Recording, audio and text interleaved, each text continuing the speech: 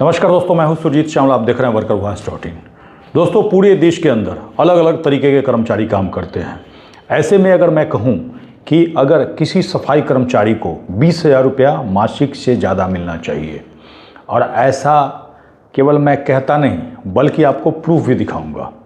बहुत सारे सफाई कर्मचारी हैं जो कि लगातार अलग अलग कमेंट्स के माध्यम से फेसबुक पे हो, यूट्यूब पे हो, पूछते हैं कि उनको कितनी सैलरी मिलनी चाहिए।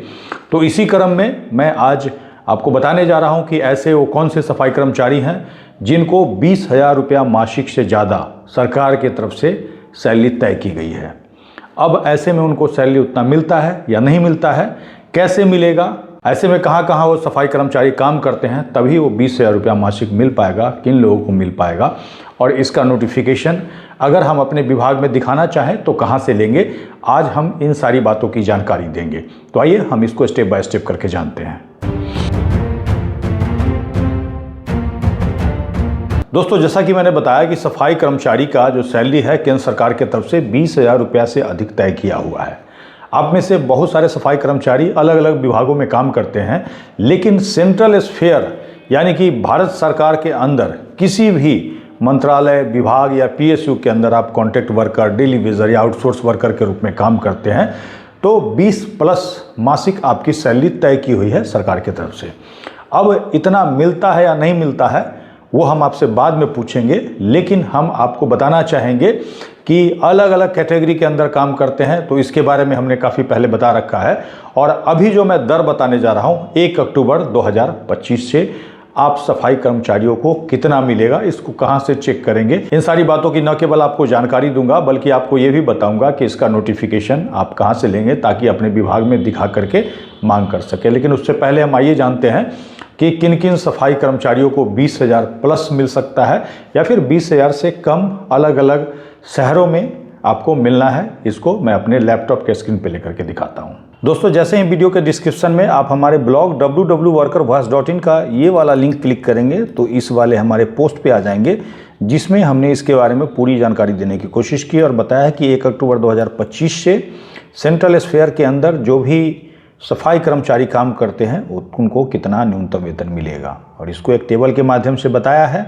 इसमें आप यहाँ पे देख सकते हैं एरिया है ABC करके, यहाँ पे बेसिक है, यहाँ महंगाई भत्ता जो बढ़ाया गया है वो है, और कुल दैनिक वेतन यानी कि एक दिन का आपका बेसिक और DA है। एरिया के अंदर अगर आप सफाई कर्मचारी के रूप में काम करते हैं तो आपका प्रतिदिन 805 रुपया, B एरिया के अंदर अगर काम करते हैं तो 674 रुपया एक दिन का, और C एरिया के अंदर काम करते हैं तो 541 रुपया।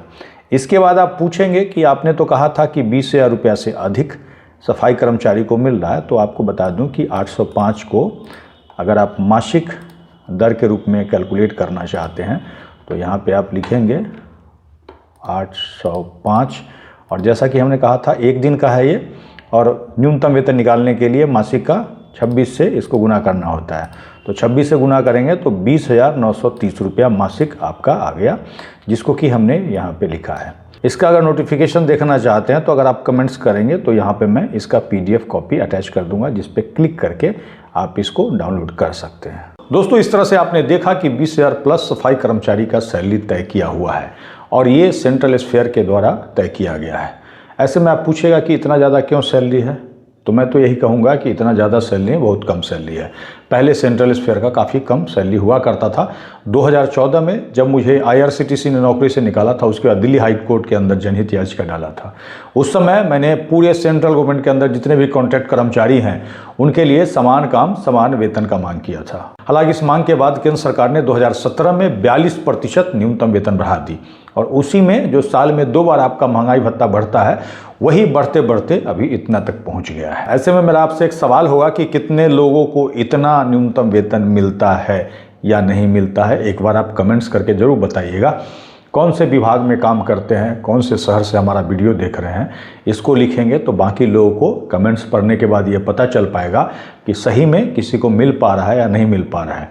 अगर आप हमें फेसबुक पे देखना तो पेज को लाइक करेंगे, यूट्यूब पे देखें तो चैनल को सब्सक्राइब करेंगे, वीडियो को अधिक से अधिक शेयर करेंगे ताकि अधिक से अधिक साथियों तक जानकारी पहुँच पाए। इसके साथ ही विदा लेता हूँ, जल्द ही एक नई जानकारी के साथ मिलते हैं। धन्यवाद।